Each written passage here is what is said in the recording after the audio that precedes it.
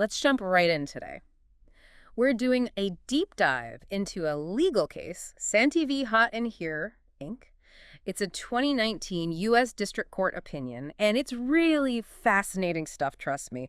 We're talking about employment law gone wrong with twists you wouldn't believe. Yeah, it's really a case about how work relationships can get so complicated, especially when things go wrong. We're going to be looking at all sorts of legal issues, from discrimination and retaliation to even some really interesting ethical dilemmas. Definitely. This isn't your typical boring contract case. This one gets into some, well, sensitive territory with allegations of a pretty bad, toxic workplace. Right. So to give everyone some background, the case involved Christina Santi. She's a black woman who worked for a hip-hop media company called VladTV for almost 7 years.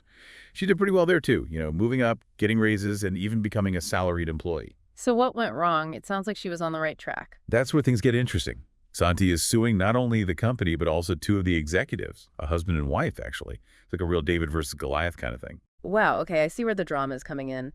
But what's she suing them for exactly? Her lawsuit brings up a bunch of legal issues. She's alleging overtime pay violations, discrimination based on race, gender, and pregnancy, and even retaliation. And each of these claims, has to meet certain legal standards. She needs to show the court she has enough evidence to prove her case. Okay, let's unpack that a little. What would that evidence look like? What does it all really mean? Sure. So for discrimination cases, proving your case means showing that the employer treated you unfairly, specifically because of your race or gender or other characteristics that are protected under the law. In this case, for example, Santi says she was pressured to post content that, played into negative stereotypes about black people, even though she wasn't comfortable with it. She's saying that this pressure, along with other things that happened, shows a pattern of discrimination. That's a tough situation to be in. What would you say to people listening who might be in a similar spot? Their boss asks them to do something that feels wrong, maybe even ethically wrong, and they're worried about their job. Yeah, it's a really difficult position to be in. And this case highlights how there can be such a power difference between bosses and employees. Sometimes you have to really think about what could happen if you speak up and what could happen if you don't. Definitely. And in this case, it doesn't stop there. Santi also claims her boss made totally inappropriate comments about her appearance. She even says he told her to, and I'm quoting here, get ass shots. You're right. That specific comment plays into her argument that she was working in what's legally called a hostile work environment. Basically, it means the workplace was so full of discrimination or harassment that it created an abusive environment. And when courts are deciding these cases, they look at how bad the behavior was and how often it happened. And I can only imagine that a comment like that from your boss would definitely make you feel like the environment was hostile, right? Absolutely. That comment, plus the pressure to create the stereotypical content we talked about earlier, could be really important evidence when it comes to her discrimination claims. It sounds like we're starting to get a clearer picture of what might have been going on at this company, and it isn't good. But I'm guessing there's even more to it, right? There is. Santi also claims she was treated differently than a male colleague, that he got credit for her work and was treated better overall. She says this shows gender discrimination. This is such a big issue, gender discrimination in the workplace. It feels like we're looking at one example of a much bigger problem. I think you're right. And unfortunately, there's more to Santi's case. She says the harassment got worse after she became pregnant. Oh, wow. Adding another layer of complexity. Right, exactly. Now, pregnancy discrimination is illegal, and there are specific laws to protect women from unfair treatment just because they are pregnant or could get pregnant. So what happened when Santi was pregnant? How did they treat her differently? Well, she says that her bosses said things about her coming to work sick because she wanted to get paid, and even pressured her to come in during a snowstorm, even though she was worried because of her pregnancy. That's terrible. Being pregnant is hard enough without having to deal with that kind of treatment at work. Yeah, it's really upsetting to hear these allegations, especially when you think about the laws in place to protect pregnant employees. And it sounds like the harassment didn't stop there. What happened with the rapper's entourage Santi mentioned in her lawsuit? This is where things get even more disturbing. Santi says that while her boss was interviewing this rapper, someone from the rapper's entourage touched her inappropriately and made some really lewd comments to another female employee. That brings up a big issue about the responsibility employers have to make sure the workplace is safe. It's not just about protecting employees from each other, but from anyone who comes into the workplace. You're exactly right. Employers are legally required to do what they can to prevent and address harassment. And just having a policy isn't enough. They have to actually enforce it and take it seriously when people report issues. So did they take Santi's claim seriously? What happened when she told them about it? Well, according to Santi, they basically ignored her concerns.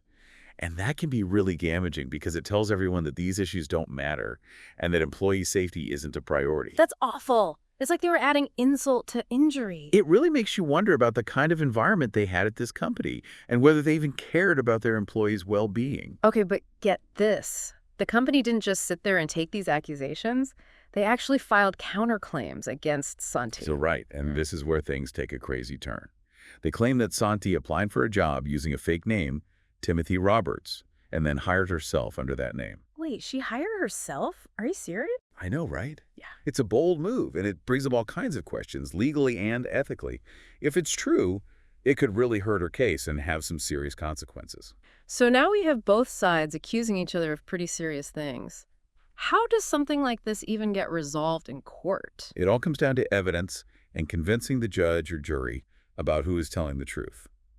The company would need strong evidence to prove their claims, and Santi would have to respond to those claims and show that her initial lawsuit is still valid. I'm assuming things didn't just stop there. Did Santi respond to these counterclaims? She did. In fact, she added even more claims to her lawsuit. She says the company retaliated against her because she sued them and that they violated some laws about pay notices and minimum wage. So she's saying they punished her for speaking out. Exactly. Retaliation is a big deal in employment law. Employers can't do anything negative to an employee just because that employee made a complaint or was part of an investigation about discrimination or other illegal activity. Wow, so we started with discrimination claims, and now we have counterclaims, retaliation claims, wage violations. It's a legal mess. It really is, and it shows just how complicated these employment law cases can be. As new information comes out, both sides can change their legal strategies, which makes the whole thing really unpredictable. Okay, we've talked about a lot here. We've got accusations of discrimination, inappropriate behavior, a shocking counterclaim, and even retaliation. It's like a legal drama. It really is. Right. And while the details of this case are unusual, it does highlight the challenges many employees face when they're trying to stand up for their rights. Proving discrimination or retaliation isn't easy, especially when you're going up against a company with a lot more money and power. That's an important point. It's easy to forget about that power imbalance in these situations. Absolutely. And that's why things like legal aid organizations are so important.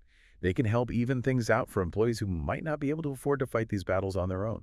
This case also raises questions about company culture. What kind of environment allows these things to happen in the first place? You're right. It's not enough for companies to just follow the law.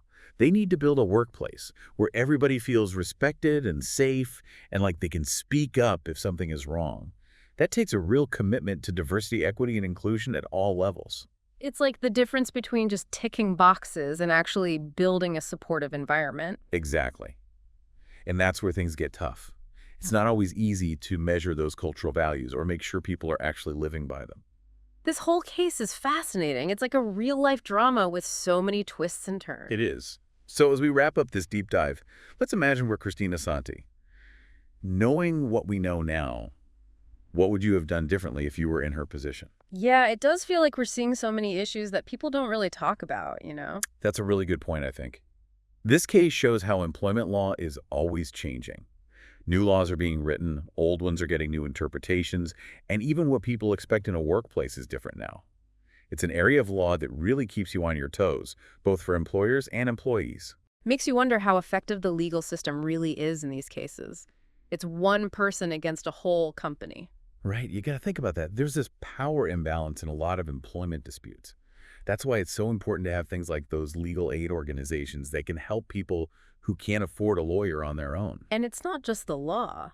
This case makes you think about the company itself. Like, how did they let this happen in the first place? That's so true. Just following the law isn't enough for a company, you know? They have to create a culture where everyone feels respected and safe, where they can speak up if something's wrong. That means they have to care about diversity, equity, inclusion, all of that.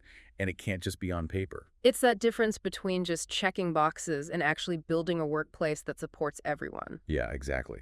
And that can be hard. How do you measure those things, those values, and make sure people are actually living them? This whole case has been so interesting, like watching a movie unfold. It's crazy to think this really happened.